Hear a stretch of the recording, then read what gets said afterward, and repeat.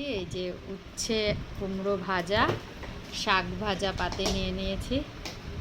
এবার খাওয়া শুরু করব।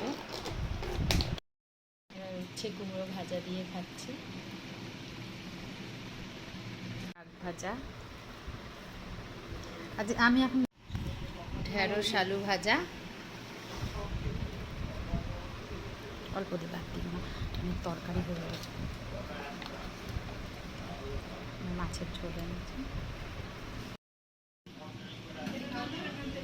এবার ঢেঁড়স আলু ভাজা দিয়ে খাচ্ছি।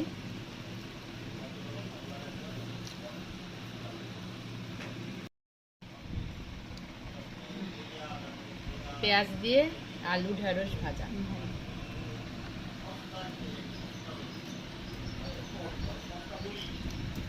বাটা মাছ ঢেঁড়স দিয়ে ঝোল, ধনে জিরে গুঁড়ো দিয়ে, ডিম আছে দেখো মাছটায়।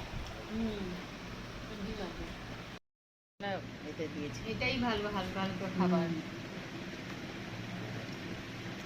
খারাপ লাগে না, আমার এই ঝোলটা খুব ভালো লাগে, এই মাছের ঝোলটা ঢেঁড়স দিয়ে। আপনি কি এই ঝোলটা করে নিয়েছেন তারপরে দিয়েছেন?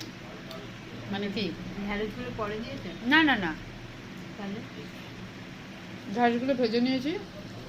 আর পাতলা টক, নুন আর হলুদ দিয়ে টক। তুমি তো বেশি খাও না টক।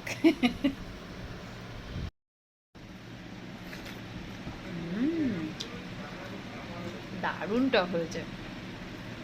এই টকটাই আমার সবচেয়ে পছন্দের।